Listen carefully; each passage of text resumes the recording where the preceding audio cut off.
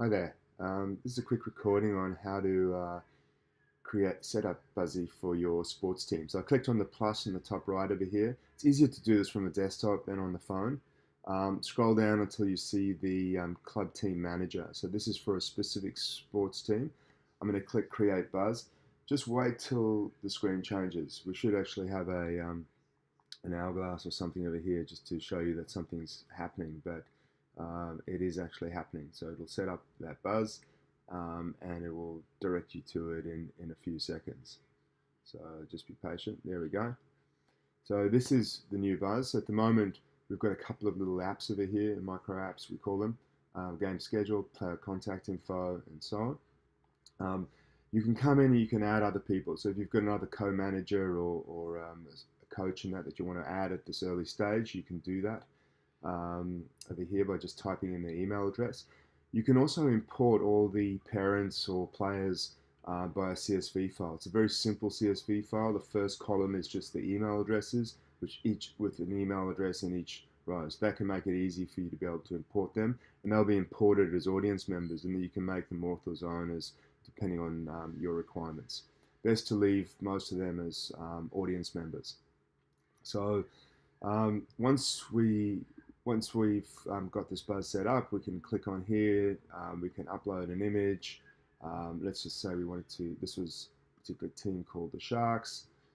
We could just upload that image, and then we'll see that image change. We can change its orientation and all that sort of stuff. I won't do that. So we'll just give this, you know, Team Sharks. You can give it a title, and whatever that's called. We'll leave everything else now. We'll leave it as a private buzz. You can make it unlisted, which means you can just send a link to somebody. They don't have to log into Buzzy, which might be useful depending on your requirements. So, and you can do things like turn comment moderation on or off. We'll just leave that as the default for now, which is no moderation. So the next thing we need to do is we want to set it up so it's set up for the season that we've got our players set up. So if you come into the game schedule and click the properties and we go to the fields tab, we'll see player availability checklist, and we're going to use this to define, so let's just say we've got a player over here, Bob, Mary, etc. So you can add them to that list. So obviously you're going to add all your players, you can put more information. You can change this on the fly, so don't worry about it if players come and go from other teams, but generally this is going to be your core team that you set up for the season. So now when we come in to add something to the schedule, we can, so let's just say this is going to be round one. We can set the date and time for that. We can also set the location. So we'll just choose it here. Here we go. So let's just say we're going to play in this park here. So that should come through. Actually, there's probably no address for that. Let's have a look at that. No, it's Parliament House. So we'll just choose another address. Why is that not coming through? Anyway, so now we can see that we've got player availability for like Bob and Mary. So you can allow parents to mark this off, or each player, and that will tell you how many players are going to be. So the cross over here actually means that they can play.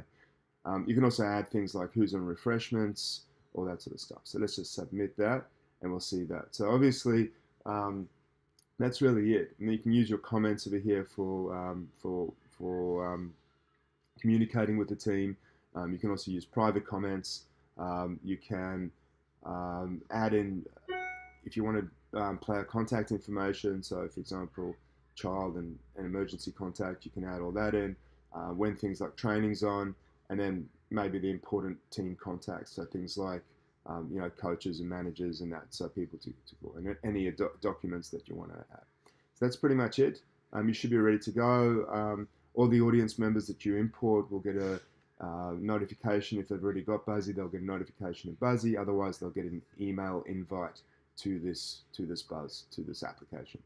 So thanks. Hopefully that's easy to set up, and contact us if you've got any questions, issues. Appreciate it. Thank you.